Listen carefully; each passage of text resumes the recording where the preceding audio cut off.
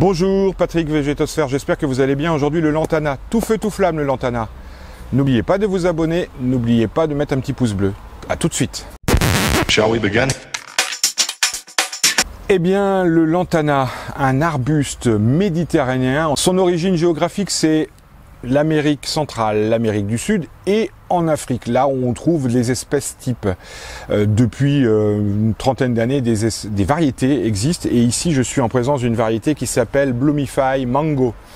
Donc le lantana est non vernaculaire, non scientifique aussi en même temps, espèce Camara. Famille des Verbénacées, c'est pas une famille très courue en matière de végétaux d'ornement, mais bon, on en a quand même quelques-uns, notamment dans les vivaces. Alors, son origine géographique sous-entend que c'est une plante tropicale, ça veut dire qu'elle est gélive, elle perd ses feuilles véritablement en dessous des 10 degrés, donc ça veut dire que quel que soit l'endroit où on se trouve en France, il faudrait la rentrer. S'il y a des zones géographiques préservées du gel, on en a quelques-unes en France, mais on n'en mettra pas notre main à couper à chaque fois, on pourrait la laisser dans le jardin. Ça, c'est une des possibilités. Pour la majorité d'entre nous, il est évident que c'est une plante méditerranéenne qui est vendue en petits pots, en potée fleurie, voire sur tige. Et c'est là où effectivement elle est très courue, je dirais, parce qu'elle est très décorative quand elle est vendue sous forme de boules sur tige. Le lantana est une plante somme toute très sympathique, très florifère. Les coloris sont vraiment vifs et la particularité de l'inflorescence, qui est composée d'un certain nombre de petites fleurs, c'est qu'elle commence souvent par des couleurs pastel. Si je prends un rouge par exemple, elle va commencer par fleurir rosâtre et ensuite les fleurs en vieillissant vont passer au rouge foncé, couleur qui est définitive. Ce qui laisse sous-entendre que le lantana est composé de plusieurs couleurs différentes sur la même inflorescence. C'est ce que je peux constater ici. On a un rose, mais ça commence par du jaune. Jaune pastel, jaune crème. Et ça finit par rosir. Voilà, donc c'est l'une des particularités décoratives de cette plante qui a un parfum légèrement poivré. Hein. Voilà, c'est plutôt le soir que ça peut sentir et toutes les variétés ne sentent pas. D'ailleurs, celle-ci ne sent rien du tout. Alors, particularité des lantanas, c'est qu'on a une petite baie qui peut arriver après la floraison, si toutefois elle est pollinisée. Et cette baie, c'est une baie noire dont le fruit est toxique. C'est un acide triterpénique, donc danger. Pour autant, les oiseaux consomment allègrement cette petite baie et c'est d'ailleurs ainsi que cette plante que nous qualifions d'ornementale, de très intéressante, est malheureusement dans une grande partie de la planète une plante invasive, donc envahissante, à combattre. Je prendrai le simple exemple de l'île de la Réunion où le gallabère, parce que c'est aussi comme ça qu'on l'appelle, est devenu invasif à tel point qu'il cannibalise l'ensemble des végétations indigènes et que son caractère envahissant est puissant parce que quand il se retrouve dans des conditions tout à fait acceptables pour lui, c'est-à-dire chaleur et humidité, il peut monter à 3 mètres de haut et il est extrêmement difficile à combattre dans des friches. Voilà, c'est vraiment la plante ornementale appréciée, recherchée pour nous, qui n'a aucun risque de devenir envahissante, parce qu'on n'a absolument pas les climats requis pour lui. Même le climat méditerranéen ne lui permet pas de se propager, en tout cas pour l'instant.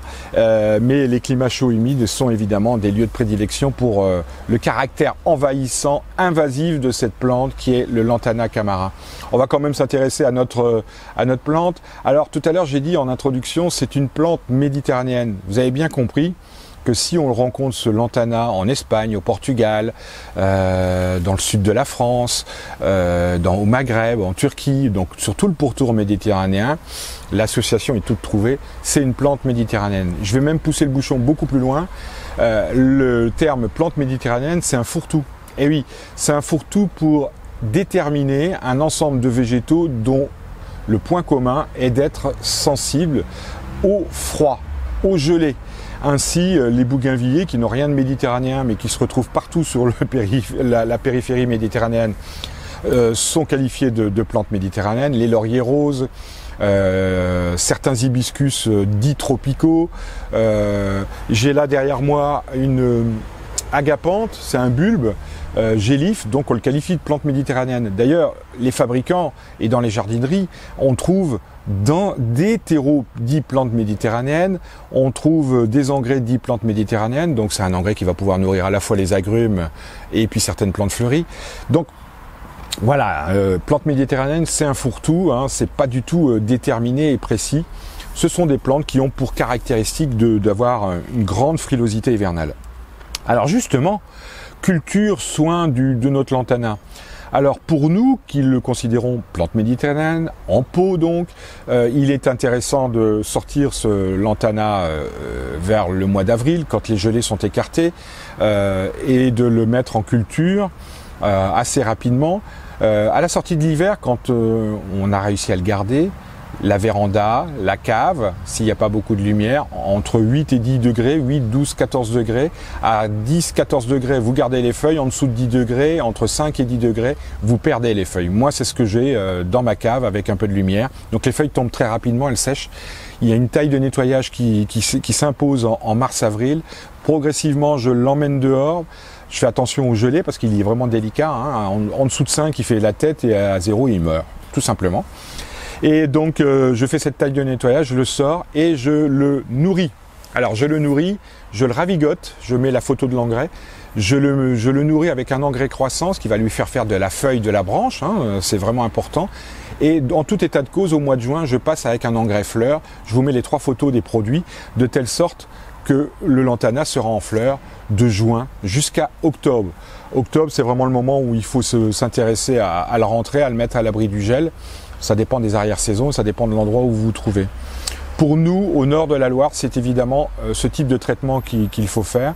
Si au sud, vous souhaitez le planter dans le jardin, même chez nous, au nord, il faut, pour pouvoir le préserver, au nord, le rentrer, le déterrer. Au sud, on peut tenter, on peut essayer de tenter la plantation dans le jardin. Moi, j'en ai déjà vu au sud.